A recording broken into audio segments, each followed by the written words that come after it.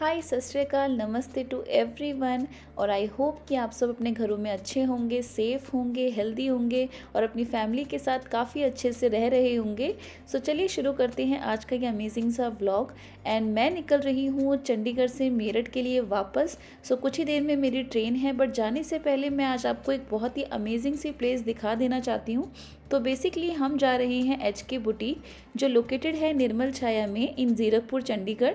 And Harpinder जी यहाँ की owner भी हैं प्लस डिज़ाइनर भी हैं, जो काफ़ी हेल्प करती हैं to design right clothing for your body in short time and at reasonable rate.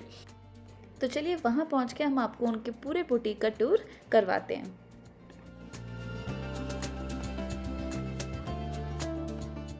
तो अब हम लोग बुटीक पहुंच चुके हैं। एंड ये आप देख सकते हैं कि बुटीक के बाहर बुटीक का एड्रेस लगा हुआ है कि ये C बिल्डिंग में है, निर्मल छाया में। इन इवन की कॉन्टैक्ट डिटेल्स भी दी हुई थी। और फिर भी मैं आपको कमेंट सेक्शन के अंदर भी और डिस्क्रिप्शन बॉक्स के अंदर भी इनकी डिटेल्स सारी दे दूँगी, इनकी फेसबुक डिटेल्स, इनका एड्रेस प्लस इनका फ़ोन नंबर, सो दैट आप इजीली कांटेक्ट कर सकते हैं अगर आप लोग चंडीगढ़ में आ रहे हैं या फिर ज़ीरकपुर के आसपास रहते हैं तो। एंड अगर मैं आपके इनकी बुटीक के बारे में कुछ और बातें आपको बताऊं तो ये एक कस्टमाइज बुटीक है for casual and party wear clothes.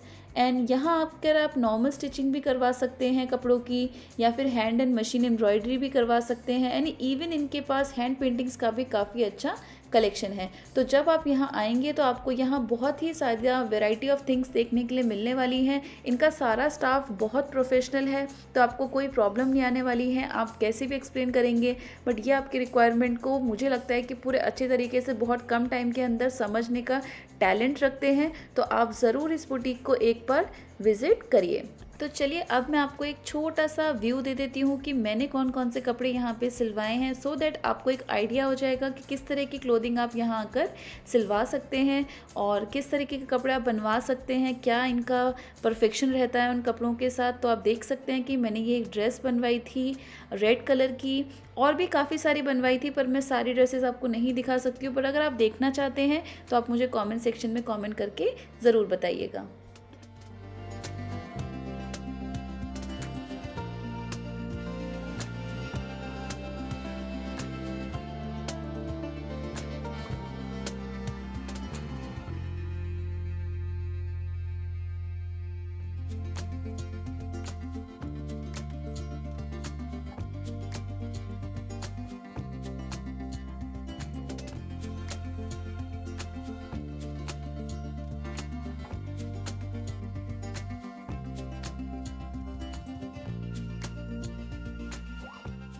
तो चलिए अब चंडीगढ़ का सारा काम कंप्लीट हो चुका है। अब मैं निकल चुकी हूँ चंडीगढ़ स्टेशन के लिए, क्योंकि इस बार जो ट्रेन थी वो अम्बाला से नहीं थी, वो चंडीगढ़ से डायरेक्टली थी टू मेरठ।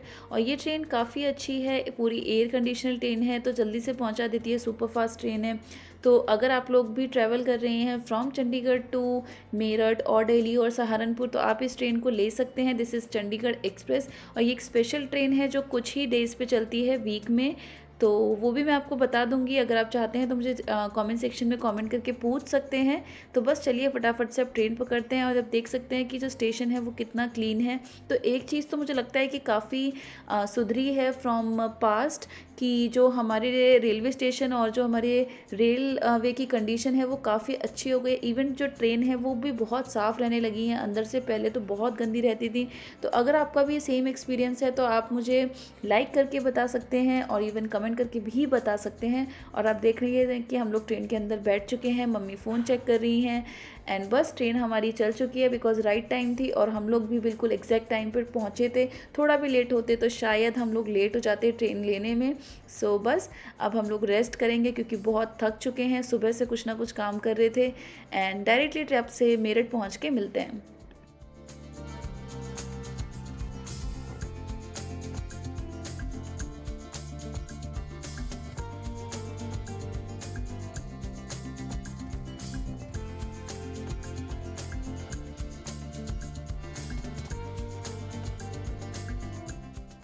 और ये देखिए मेरठ क्या पहुँचे, हमें देखने के लिए मिलती है बारिश ही बारिश।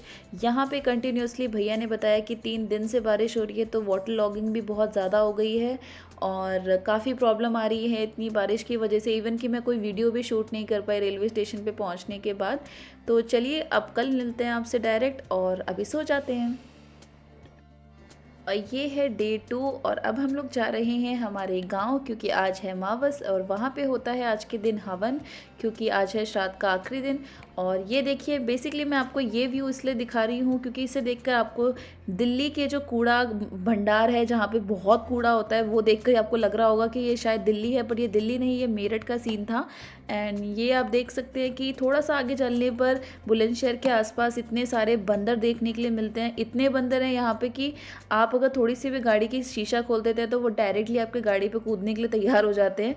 और बस चलिए, ये पहुँच चुके हैं हम अपने गाँव, और यहाँ पे हर तरफ पानी भरा हुआ था, मौसम बहुत ही अच्छा हो रहा था, और मंदिर भी इतनी अच्छी लोकेशन पे है कि यहाँ आके भी आपका मन जो है वो बहुत ही ज़्यादा शांत हो जाता है। काफ़ी अच्छा लगता है यहाँ पे हमें आना, तो जब भी हमें टाइम मिलता है तो हम यहाँ आते रहते हैं।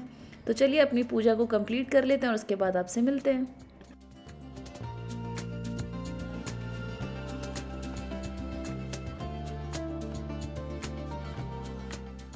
तो चलिए अब पूजा हो चुकी है ख़त्म, अब हमें निकलना है डायरेक्ट मेरठ के लिए, बिकॉज़ कल है नवरात्रि तो हम लेट नहीं कर सकते थे। एंड यहाँ बीच में हम लोग रुके थे बुलंदशहर में एक नर्सरी पे, क्योंकि हमें लेने थे कुछ पौधे, क्योंकि मम्मी को और भैया को पौधों का बहुत शौक है। तो बस हम यहाँ रुके थे कुछ पौधे लेने के लिए, और चलिए आपको दिखाते हैं कि यहाँ पर कितनी अच्छी वेराइटी थी।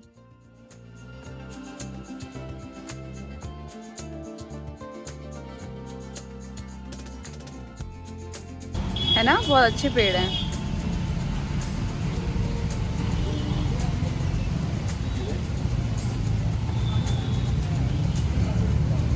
ये सुंदर है ना?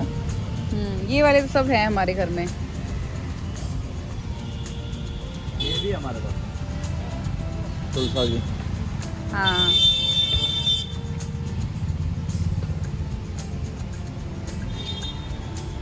फ्लावर वाले पेड़ ज़्यादा बेटर लगते हैं। ये मिर्ची का पेड़ है। हाँ, मिर्ची का।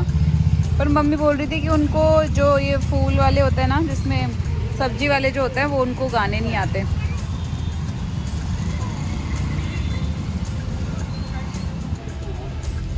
और ये भैया वहाँ पे चूज़ कर रहे हैं प्लांट कौन सा लेना है, तो उनको चाहिए था आम का पेड़। तो अब आम का पेड़ घर में तो लगा नहीं सकते, तो वो एक नॉर्मल साइज़ वाला दे रहे हैं।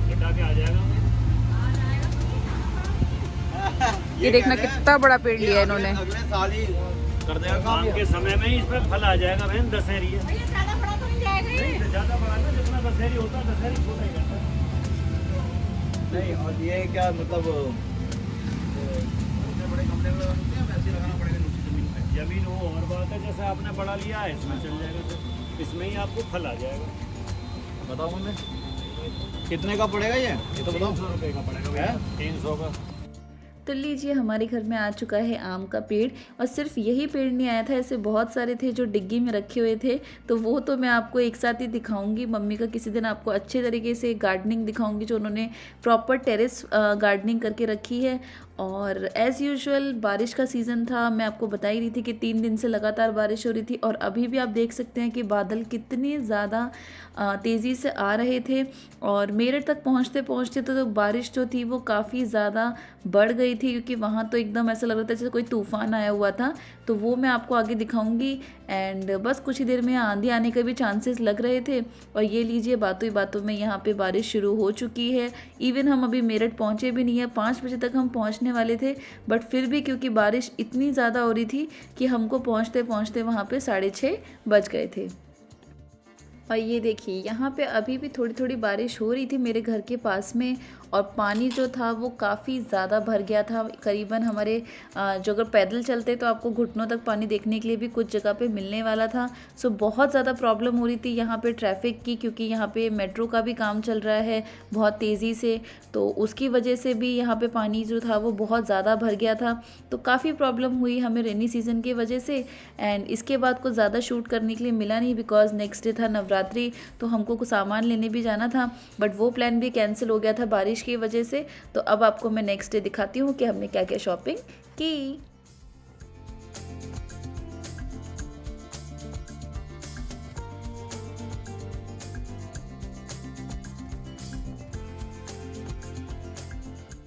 सो आज है इस व्लॉग का डे 3 और आज है नवरात्रि का पहला दिन और यहाँ हम आए हुए थे शॉपिंग करने के लिए। तो आप देख सकते हैं कि देवी की मूर्तियाँ कितनी सुंदर सुंदर आई हुई थी। खैर हमारे घर में मिट्टी की मूर्ति नहीं आती है क्योंकि पहले से हमने विराजमान करके रखी हुई है हमारे यहाँ पे देवी माँ, तो हम उन्हीं को यूज़ करते हैं, उन्हीं को कपड़े पहनाते हैं, उन्हीं की पूजा करते हैं। और आज के दिन भीड़ बहुत ज़्यादा थी एंड इवन क्योंकि भीड़ ज़्यादा थी तो ऑब्वियस सी बात है कि प्राइसेस तो हाई थे ही बहुत ज़्यादा। एंड बस हम लोगों ने शॉपिंग कर ली थी और यहाँ मैं आपको दिखा सकती हूँ, ये है बिफ़ोर लुक देवी का जब मैंने उनको अच्छी तरीके से नहला दिया था।